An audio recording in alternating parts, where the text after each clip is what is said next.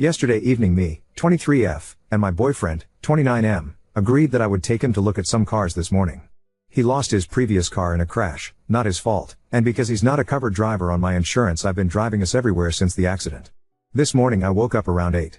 I asked him what time are we supposed to go and see the cars, and he didn't know because the sellers hadn't responded to him yet. Since he wasn't sure, I said okay, I'm going to go back to sleep, and did. I fully expected him to just wake me up when it was time to go.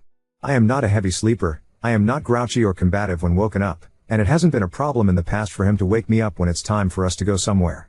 I didn't expect that he would need to be specifically instructed to wake me up when it was time to go. But instead I ended up waking up on my own at noon without him ever entering the bedroom at all. I came out kind of groggy from oversleeping and asked him if the people selling the cars never got back to him. He snapped at me they did. Hours ago. I asked him if it was time to go soon, and he said no. We effing missed it because of you. And now the one I wanted is sold. I asked him what about the other ones, and he just said forget it. I asked him why he didn't wake me up, and he said I chose to blow this off by going back to sleep in the first place.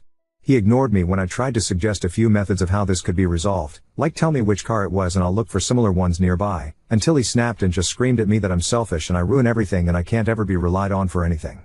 Which seems extremely unfair, as I've been driving double his commute to get him to and from work 6 days a week for over a month and have never missed a day.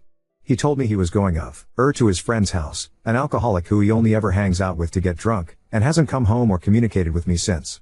On one hand I do feel bad for oversleeping, but I kind of feel like he might be using this to get back at me because I've been hounding him to replace his car so I don't need to keep driving him everywhere. Like maybe he wanted a reason to be angry with me more than he wanted to look for a new car. But my mom scolded me for sleeping in when I called and told her about it. Ida? Edit, to answer a few questions. 1.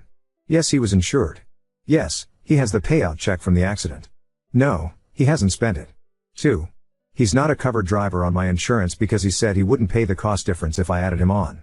3. No, he doesn't reimburse me for gas. 4.